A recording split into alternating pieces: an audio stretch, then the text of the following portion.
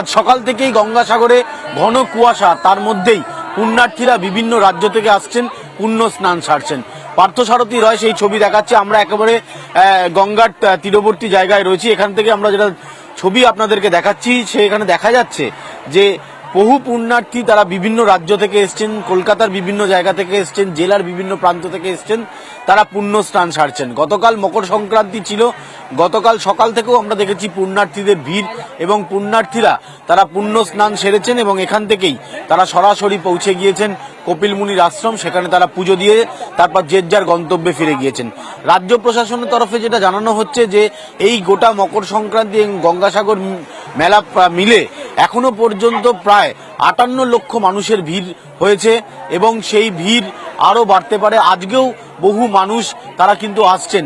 Vessel ready রাখা হয়েছে এবং লট 8 থেকে শুরু করে কচুবেরিয়া, মাঝখানে মুড়িগঙ্গা নদী, এই মুড়িগঙ্গা নদী পার করার জন্য একাধিক ভেসেল, একাধিক নৌকো এবং একাধিক বার্জ তারা রেখেছেন সরকারের তরফে। বাসের ব্যবস্থা করা হয়েছে। এছাড়া বিভিন্ন জায়গায় সিসিটিভি সার্ভিলেন্স এবং মনিটরিং চলছে।